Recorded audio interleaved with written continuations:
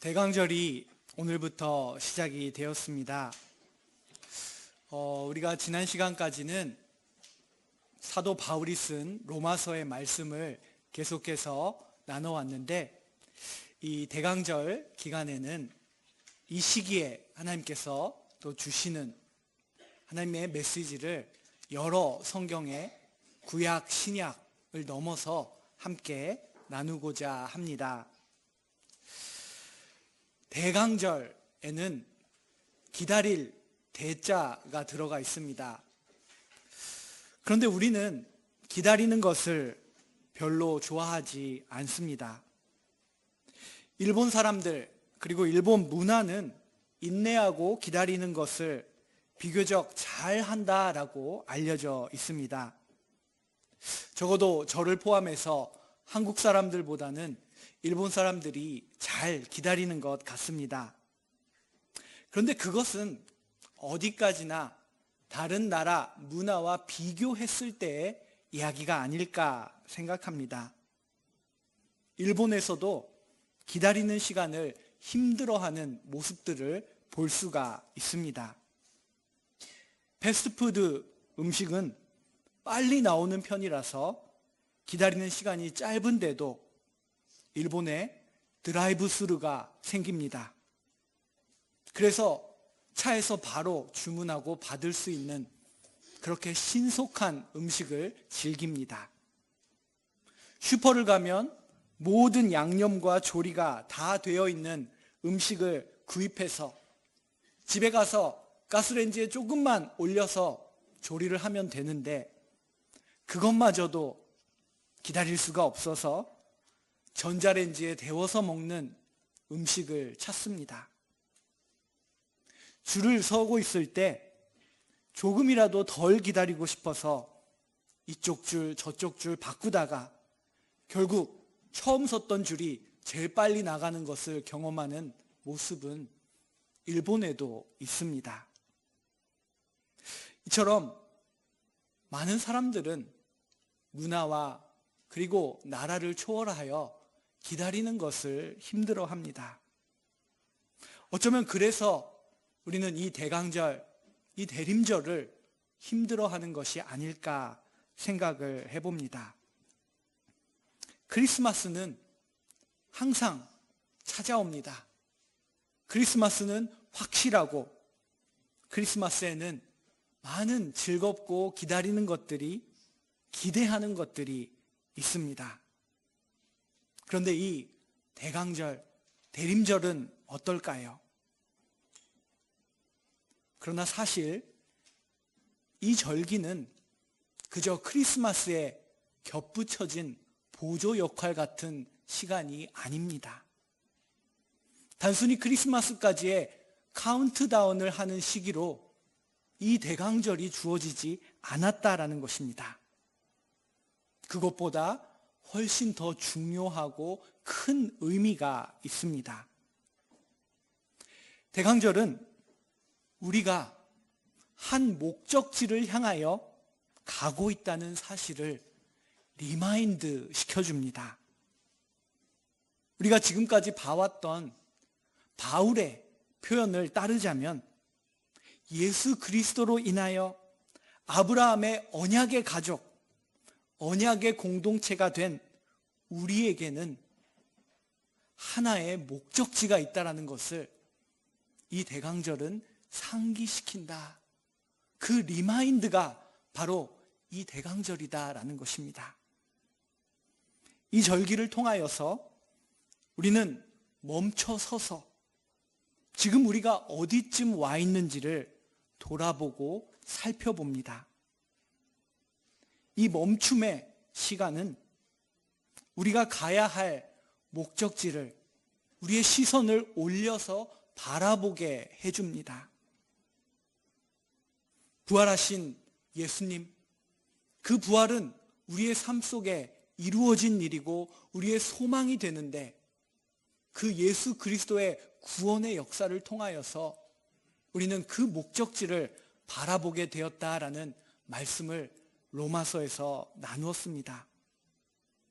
그러므로 우리들에게는 어디로 향하고 있는지를 바라볼 수 있는 비전이 있다라는 것입니다. 이 대강절을 시작할 때마다 그 목적지를 향한 지도를, 맵을 우리는 꺼내서 다시 한번 확인하는 것입니다. 오늘 우리가 함께 읽은 이사야 본문은 그 목적지에 대해서 말해주고 있습니다. 오늘 말씀을 2절부터 한번 살펴보겠습니다. 말일에 여호와의 전에 산이 모든 산 꼭대기 위에 굳게 설 것이다. 이 세상에 많은 높은 산들이 있지만 그날이 되면 여호와 하나님의 산, 그곳에는 하나님의 성전, 하나님의 처소가 있는데 그 산이 모든 산보다 더 높게 굳게 설 것이다 라고 이사야는 그 목적지의 모습에 대해서 말해줍니다. 그리고 만방이, 이 세상의 모든 족속과 백성들이 그 여호와의 전이 있는 산으로 모여들 것이다 라고 2절의 마지막 부분에 기록되어 있습니다. 영어 성경을 보면은 stream to it, 마치 물살처럼 사람들이 그곳을 향하여 모여들 것이다. 일본어 성경을 보니까 타이가노 요니, 큰 강물처럼 사람들이 여호와의 성전이 있는 산을 향하여 몰려들 것이다 라고 말합니다. 3절을 보면 그 몰려드는 사람들 가운데 많은 백성이 서로를 바라보면서 말합니다. 어서 오십시오. 자, 어서 오세요, 오세요. 우리 함께 여호와의 산에 올라갑시다. 그리고 그 산에 올라가서 하나님의 전에서 하나님의 길을 가르쳐 주시는데 그 가르침을 우리가 들읍시다.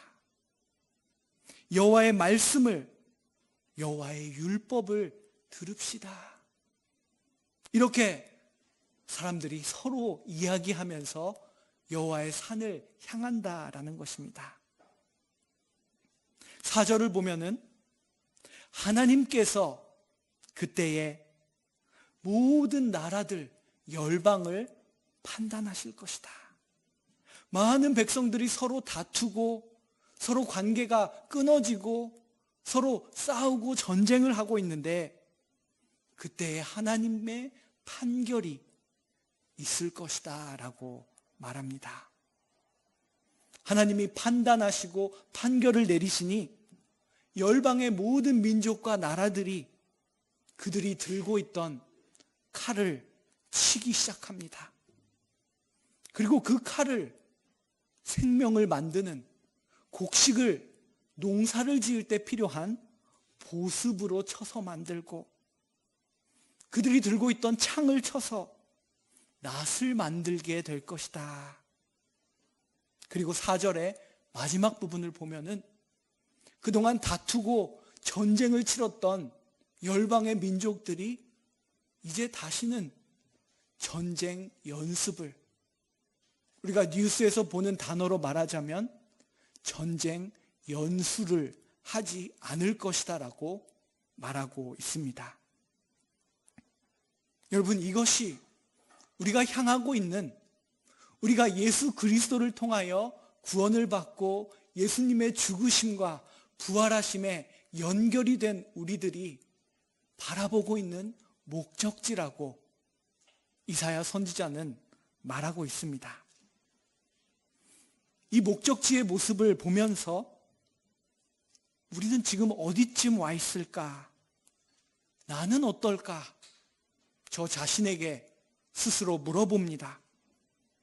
그리고 대답은 너무나 명백합니다. 아직 갈 길이 너무나 머네. 아직도 그 목적지를 향해서 해야 할 일이 너무나 많네. 어쩌면 그 목적지를 봤을 때 느끼는 우리들의 현실 때문에 이 기다림의 준비의 계절인 대강절은 그냥 제쳐두고 싶은지도 모르겠습니다. 대강절은 제쳐두고 빨리 성탄절로 가고 싶은 마음이 이 말씀 속에, 우리의 너무나 멀리 떨어져 있는 현실 속에 나오는 것이 아닐까 생각을 합니다. 오늘 이사야는 온전한 샬롬이 이루어진 공동체의 모습, 나라와 나라들의 모습, 민족의 모습들을 비전으로 보여주고 있습니다. 그러나 우리의 이 세상의 현실은 여전히 서로 칼을 들고 서로 창을 들고 있습니다. 이것은 단순히 물리적인 무기뿐만이 아니라 때로는 우리들의 말이, 우리들의 표정과 태도가 칼과 창이 될 수도 있습니다. 그러나 이사야는 그 목적지의 모습에 대해서 오늘 우리들에게 보여줍니다. 특별히 이사야 선지자가 이 비전으로 보여주고 있는 이 목적지의 모습은 예수님께서 이 땅에 오셔서 공생의 기간 동안 가장 열심히 전하시고자 했던 핵심의 메시지이기도 합니다. 예수님은 그 목적지에 대해서 여러 표현을 사용하셨습니다.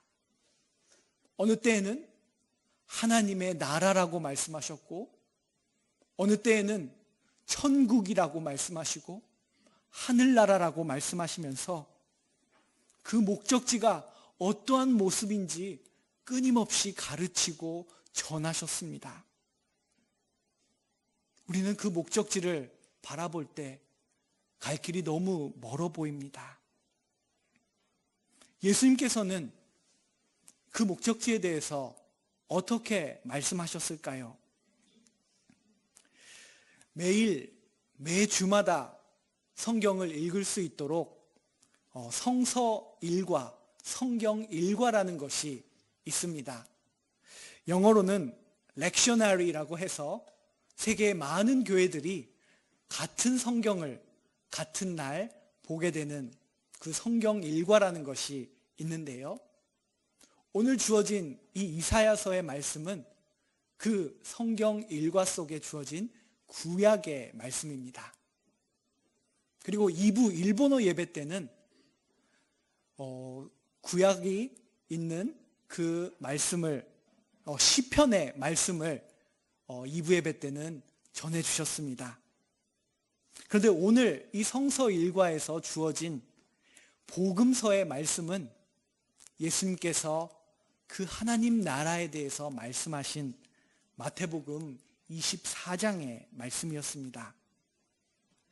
예수님은 공생애의 마지막 부분인 마태복음 24장에서 그 목적지에 대해 말씀하시면서 그곳을 향한 여정에는 위험이 있을 것이고 환난이 있을 것이다라고 말씀해 주셨습니다.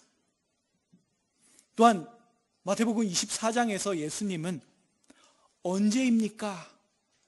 예수님은 언제까지 기다려야 합니까? 언제라는 질문에 대해서 이렇게 대답을 해주셨습니다. 마태복음 24장 36절의 말씀인데요. 그러나 그 날과 그 때는 아무도 모르나니 하늘의 천사들도 아들도 모르고 오직 아버지만 아시느니라. 참 답답한 대답입니다.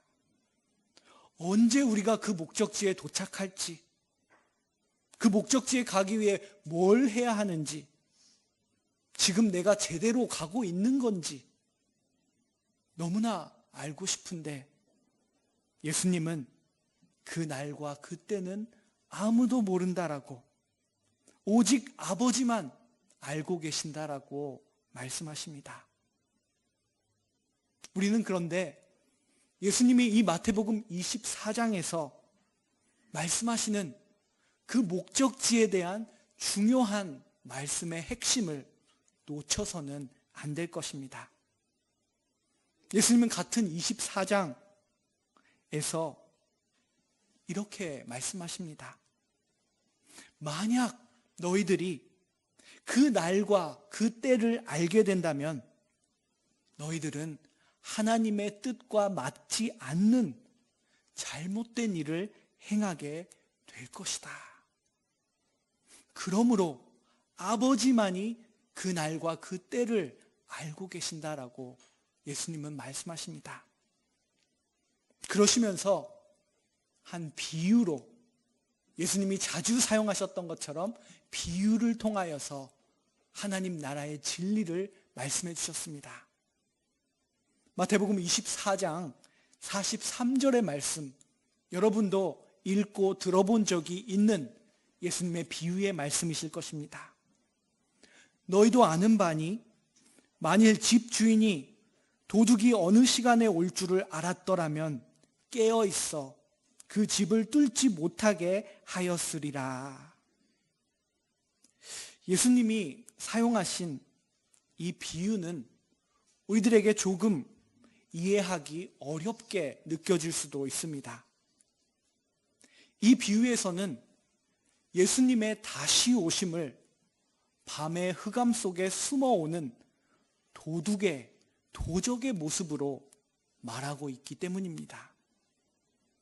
이 점이 우리를 너무 혼란스럽게 하고 이 말씀을 난해하게 그렇게 느끼도록 만들고 있습니다.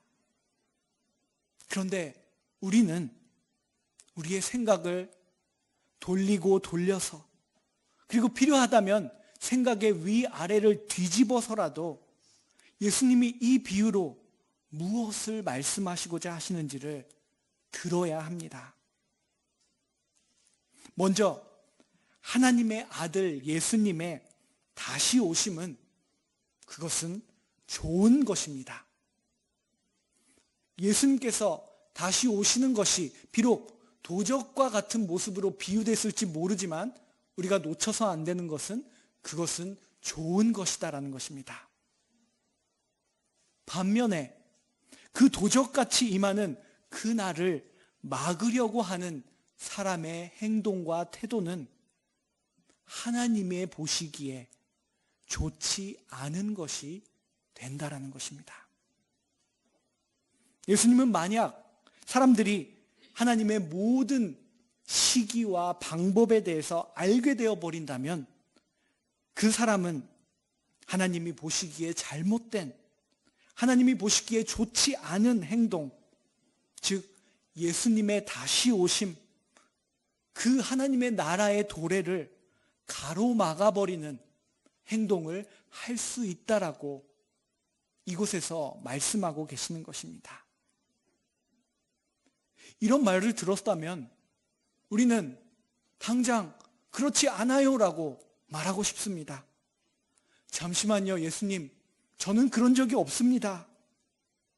저는 예수님이 다시 오시기를, 하나님 나라가 임하기를 원하고 있고 매번 주기도문을 외울 때마다 나라의 임하옵시며 뜻이 하늘에서 이룬 것 같이 땅에서도 이루어지이다라고 예수님이 이렇게 기도하고 있어요.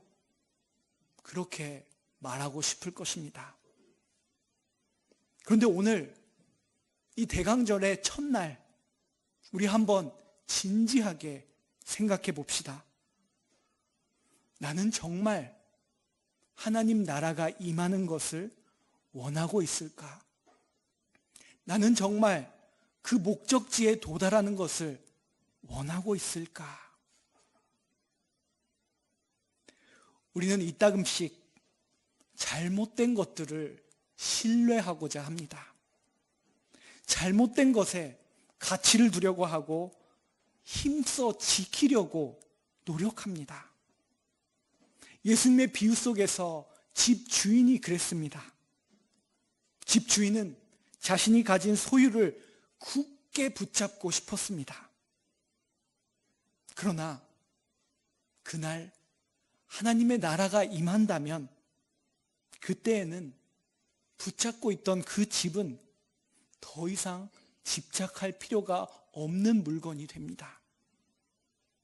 이 사회에서 가치 있다고 말하는 것, 대단하다고 칭찬을 받고 상을 받을 만한 것들, 사회적인 지위나 학위나 다양한 것들은 하나님의 나라에서도 똑같은 가치가 있지는 않을 것입니다.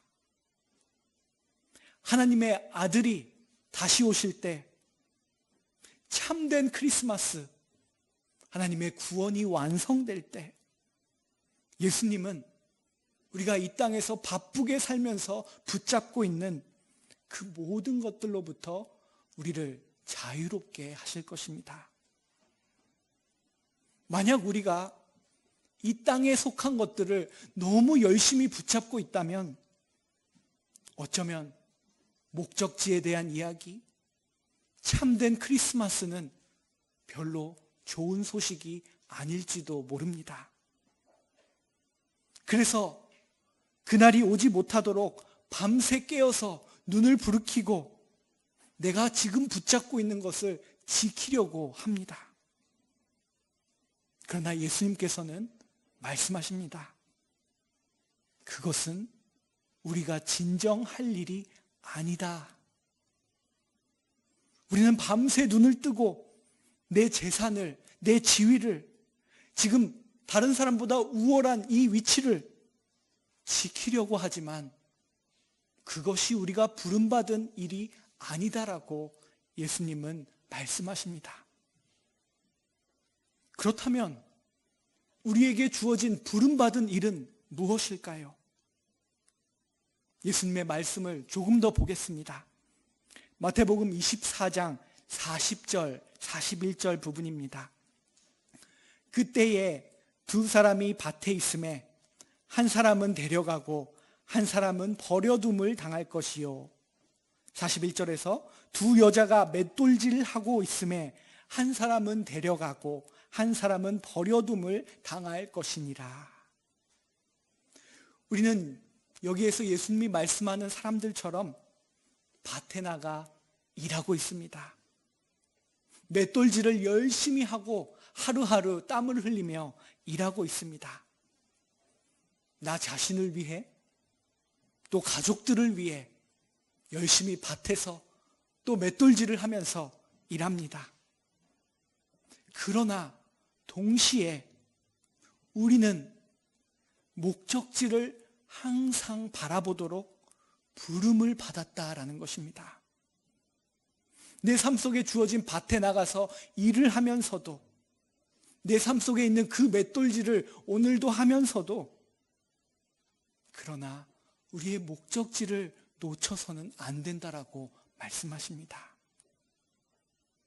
예수님의 이 말씀은 우리가 지금 열심히 붙잡고 있는 이 세상의 것을 완전히 놓아버리는 것이 아니라 조금만 더 느슨하게 잡으라고 말씀하십니다. 그것이 너희가 지금 집착해야 될 것이 아니니 그것을 열심히 하되 조금만 느슨하게 잡고 그리고 항상 목적지를 바라봐라라고 예수님은 이 말씀을 통하여 우리들에게 다가오십니다. 하나님께서 우리를 붙잡아 주셨습니다. 독생자 예수를 보내셔서 우리를 붙잡아 주십니다.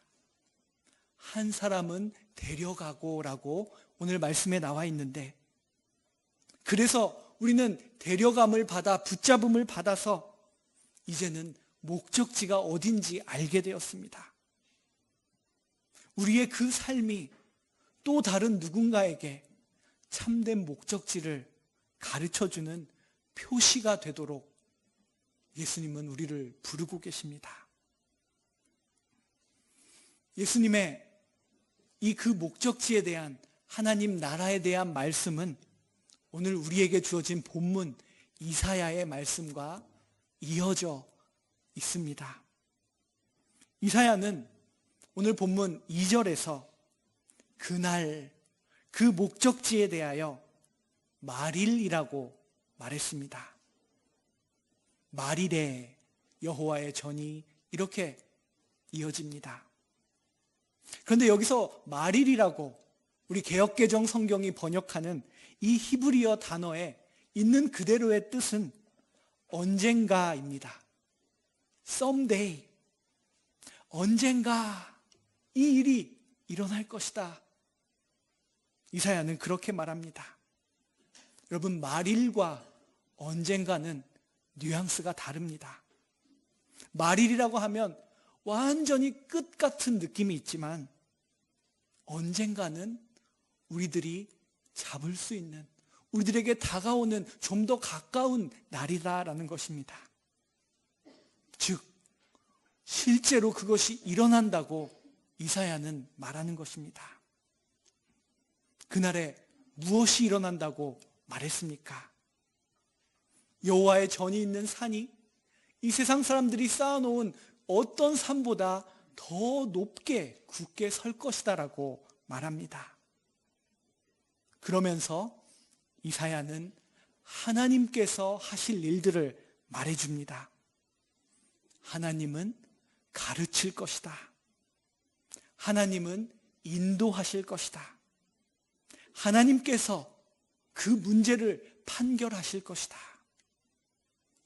그런데 놀라운 것은요, 이사야의 이 말씀은 하나님이 하실 일만 말하고 있지 않습니다.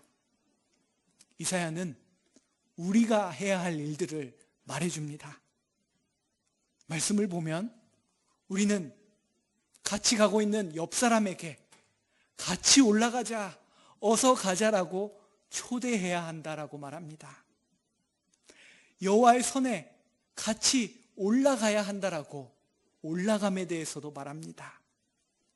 또한 우리가 들고 있는 칼을 쳐서 보습을, 창을 쳐서 낫을 만들라고 말하고 있습니다. 여러분, 특별히 우크라이나와 러시아, 이스라엘과 팔레스타인의 전쟁의 소식을 계속 접하는 우리들에게 이 4절의 말씀은 참 의미가 있지 않을까 생각합니다. 4절에서 이 일은 하나님이 하시는 일이 아니라 그 무리가 할 일로 말씀하십니다. 즉 우리가 할 일이다라는 것입니다. 여호와의 빛 가운데서 지금 들고 있는 칼과 창을 농기구로, 생명을 창출하는 기구로 만들어가는 평화의 길을 우리가 걸어가야 한다라고 이사야는 우리의 할 일을 말해주고 있습니다. 여러분, 놀랍지 않습니까? 하나님은 내가 다 끝내놨으니 너희는 가만히 있어라고 말씀하시지 않습니다. 하나님은 우리들과 함께 일하시기를 원하십니다. 조인트 타스크. 하나님은 같이 하나님의 선교에 참여하라고 말씀하십니다. 하나님과 소통하며 또 우리와 우리 이웃들과 형제 자매와 서로 소통하고 대화하면서 가르치고 배움을 받고 같이 걸어가고 같이 소망을 품고 함께 그 목적지를 향하여 나아가자라고 말씀하고 계십니다. 여러분, 오늘 이 대강절 첫날 여러분의 마음의 핸드폰에 리마인더가 도착했습니다. 우리는 목적지를 상기합니다. 우리는 분명 오늘도 그 목적지를 향하여 걸어가고 있습니다. 하나님과 함께, 그리고 옆에 있는 우리 신앙의 형제 자매들과 함께 그 목적지를 향하여 걸어가는 저와 여러분이 되시기를 간절히 소망합니다. 기도하겠습니다. 아버지 하나님, 저희들에게 교회력의 새로운 한 해를 시작하는 기쁨을 주시니 참으로 감사합니다. 촛불을 하나 켜면서 예수님이 빛으로 오심, 이 세상의 어두움, 우리들이 어떻게 살아야 할지 오늘 하나님께서 리마인더를 보내주셨습니다. 하나님, 우리들의 삶이, 우리 동경교회가 하나님의 그 목적지를 향하여 나아가는, 하나님의 나라가 이 땅에 임하게 하는 그런 교회가 될 수 있도록, 그런 믿음의 여정이 될 수 있도록 인도하여 주시옵소서. 예수 그리스도의 이름으로 기도드립니다. 아멘.